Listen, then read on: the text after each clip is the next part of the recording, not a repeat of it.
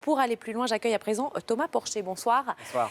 Économiste et auteur de ce livre, Introduction inquiète à la Macron-économie. La modernité, la jeunesse, on le sait, c'est ce sur quoi Emmanuel Macron mise.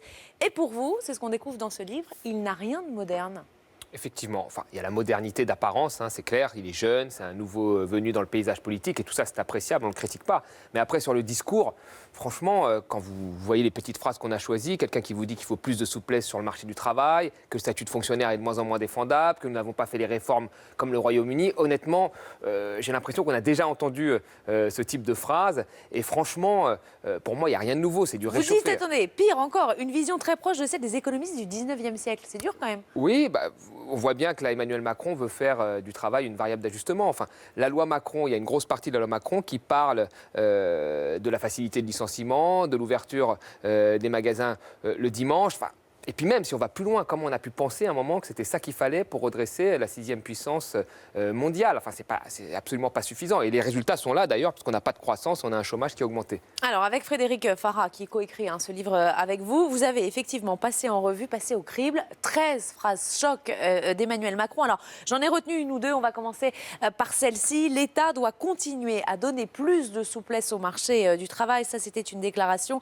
dans le Parisien le 12 novembre 2015. Qu'est-ce que ça a de vieux ?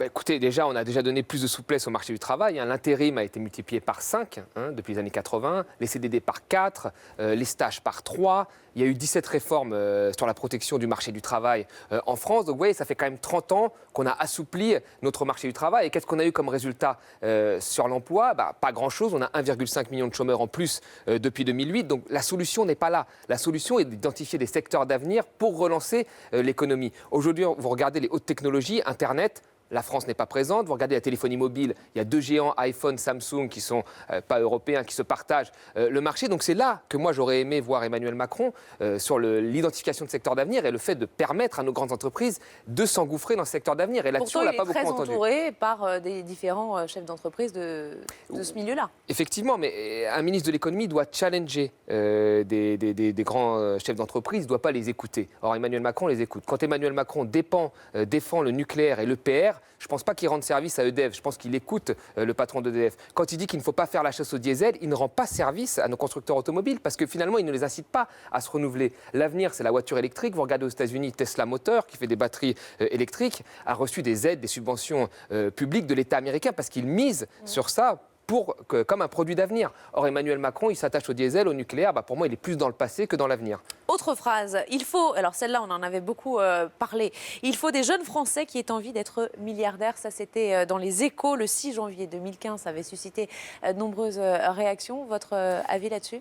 Pareil, oui, très bien, on est tous d'accord. Je ne sais pas même si c'est la volonté de tout le monde de devenir milliardaire, mais bon, très bien. Mais penser que c'est la volonté individuelle qui va vous permettre d'être milliardaire, c'est encore un conte et une fable qu'Emmanuel Macron, qui est ministre, alors que c'est lui normalement qui doit faire en sorte que des jeunes puissent devenir milliardaires, il remet ça sur l'individu en fait et il dit voilà, tu dois être milliardaire ou si tu es chômeur, tu ne dois pas attendre tout de l'autre. Mais pareil, quand on regarde les jeunes milliardaires américains, ceux qu'il aime tant, comme Steve Jobs, Steve Jobs, il a été milliardaire parce qu'il a fait l'iPhone, mais l'iPhone, il a récupéré tout un tas d'innovations de l'État américain, comme Internet, la reconnaissance vocale, etc. Donc il y a eu, à l'amont de la chaîne d'innovation, l'État qui a ouvert des voies et qui a permis à des entrepreneurs de récupérer ça. Et c'est pareil pour Elon Musk, Tesla Motors, SpaceX ou SolarCity, qui a reçu 4,9 milliards de l'État américain. Donc voilà, ce qu'aurait dû faire Emmanuel Macron, plutôt que de dire aux gens « deviens milliardaire », mais il aurait dû faire en sorte qu'il y ait des voies pour ces entrepreneurs pour qu'ils puissent devenir milliardaires et donc ouvrir des voies d'avenir, choisir des secteurs d'avenir et faire en sorte que les entreprises s'y engouffrent. Et ce n'est pas du tout ce qu'il fait. Vous qui avez donc décortiqué comme ça ces phrases, vous diriez quoi ? Qu'il est de gauche ? Oula, non, pour moi, il n'y a pas un discours de gauche. Et je pense que ce soir, il va faire des propositions justement plus à gauche parce qu'il est tellement identifié comme un libéral qu'il est obligé aujourd'hui d'aller draguer un électorat de gauche. Donc ça va être de la com.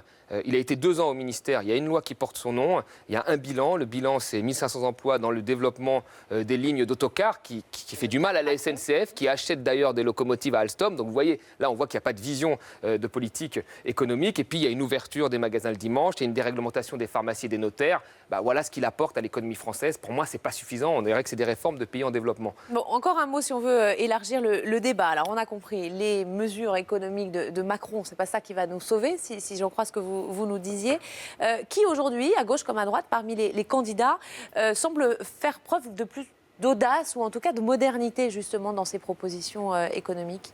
Je pense que de l'audace, c'est de sortir pour moi de ce que l'on a fait depuis 30 ans. Et depuis 30 ans, comme j'ai dit, on a plus flexibilisé, on a cassé le modèle social, on a cassé des rigidités, on a baissé les taxes, on a baissé de 100 milliards les taxes sur les grandes entreprises entre 2000 et 2010.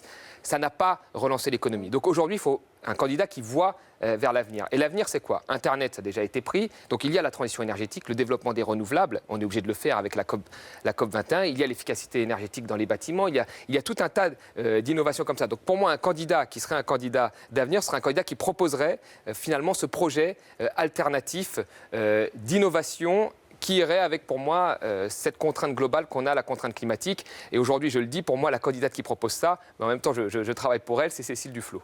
Bon. Eh bien, vous avez l'honnêteté de dire que vous travaillez pour elle, vous auriez pu ne pas nous le dire. Merci beaucoup Thomas. Thomas Porcher, donc, pour ce livre dont je rappelle le titre, Introduction inquiète à la Macron-économie. C'est au Petit Matin et c'est coécrit avec Frédéric Farah, si vous voulez vous faire justement une idée sur les récents propos de l'ancien ministre de l'économie.